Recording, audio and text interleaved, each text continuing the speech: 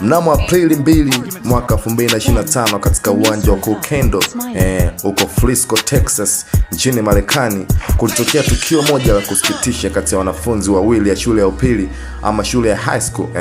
Kijana wa kuitwa Carmelo Anthony mwenye umri wa miaka 17 alishtakiwa kwa kosa la mauaji ya mwanafunzi mwenzake Austin Metcalf mwenye umri wa miaka 17 pia.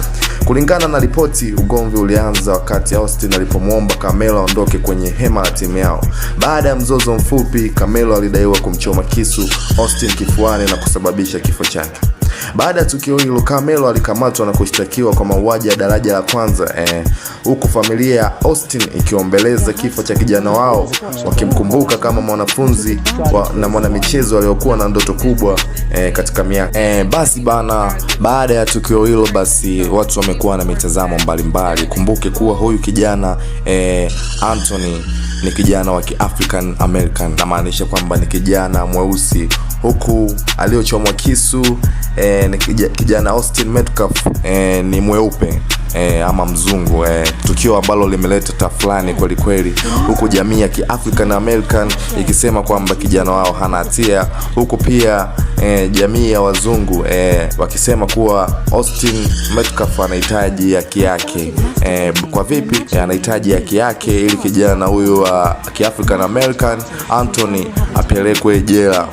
Familia ya African American inaamini kwamba kuna mambo ambayo yalitokea nyuma ya pazia. Wanaamini kwamba kijana wao Anthony hakufanyiwa ungwana na kijana Austin.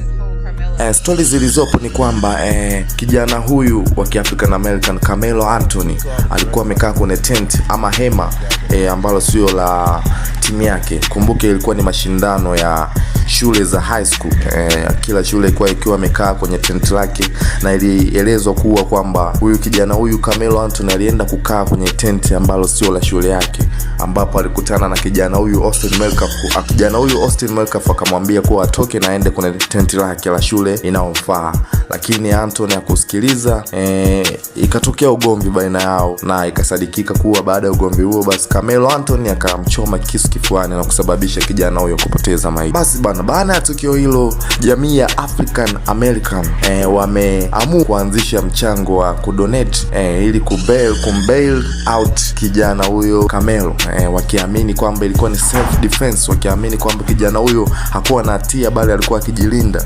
Lakini pia jamii ya watu weupe pia wakisisitiza kuwa kijana huyo Carmelo apelekwe jela na aspendi maisha yake yote na kutumikia kifungo chake. Lakini pia kumekuwa na mijadala mbalimbali. Kuna watu wamekuwa wakisupport kitendo cha Carmelo Anthony kumchoma kisu, lakini kuna watu wamekuwa wakiona ni kitendo kisichofaa, kwani ugomvi ulikuwa ni wa baina ndogo. Ilikuwa ni kitendo tu cha Carmelo Anthony kuinuka na kwenda kwenye tendo lake, lakini aliamua kuanzisha ugomvi na ikatokea kitendo hicho cha kumchoma kisu mwenzake. Kumbuke kijana huyo alikuwa bado ana miaka 17 tu. Ni kijana mdogo ambao tendo hilo lilikuwa linaweza kuepukika, lakini maamuzi yaliyotokea baada ya kitendo hicho ni ya kusikitisha kabisa. Kitendo ambacho kinafanya jamii ya watu weupe nchini Marekani kuona kama kitendo wanachokifanya watu weusi ni kibaya, na kweli ni ukiangalia tukio la kusikitisha, kwani kumaliza maisha ya kijana mwenzako sio kitendo cha kufurahisha. Basi bana, kama ilivyo kawaida, wametokea watu mbalimbali mitandaoni,